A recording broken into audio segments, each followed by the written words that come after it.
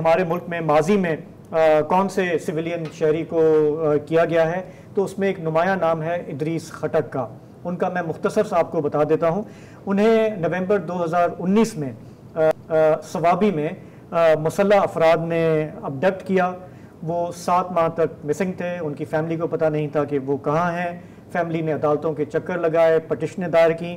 بعد میں جا کے پتہ چلا کہ وہ منسٹری آف ڈیفنس یعنی کہ وزارت دفاع کی تحویل میں ہیں. ان کا پھر ایک ٹرائل چلا اور انہیں کورٹ مارشل کر کے 14 سال قید بامشقت سنا دی گئی. فیملی نے پشاور ہائی کورٹ رجوع کیا. اس وقت وہاں پہ چیف جسٹس تھے وقار سیٹھ، لیکن جب تک وہ اس اپیل کو سنتے اس سے پہلے ان کا انتقال ہو گیا، اور پھر پشاور ہائی کورٹ نے کوئی ریلیف اس معاملے میں نہیں دیا.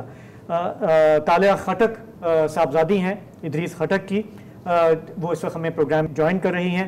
تو یہ بتائیں کہ جب ملٹری ٹرائل شروع ہوا یا کورٹ مارشل شروع ہوا تو آپ نے وکیل کیے، آپ کو کیونکہ ہم سوال یہ دیکھنا چاہ رہے ہیں کہ اس میں ڈیو پروسیس کتنا ہوتا ہے، فیئرنیس کتنی ہوتی ہے. آپ کو دفاع کا حق ملا، اس پروسیس کے بارے میں ذرا سا بتائیں.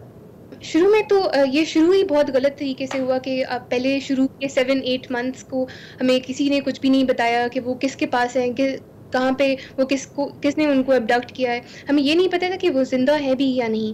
8 مہینوں بعد جب انٹرنیشنل پریشر کافی زیادہ ہوا، یونائٹڈ نیشنز کے ورکنگ گروپس نے اسٹیٹمنٹس نکالے، ایمنسٹی نے اسٹیٹمنٹس نکالے، تو تب جا کے ملٹری انٹیلیجنس نے ہمیں بتایا کہ وہ انہی کے پاس ہیں.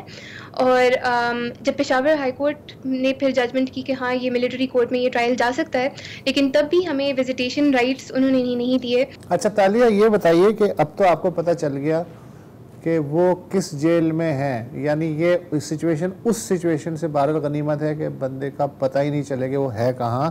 تو آپ کا کوئی ان سے بیل ملاقات کا انتظام رہتا ہے یا سموتھ ہے، یا اس میں بھی کچھ رکاوٹیں ہیں؟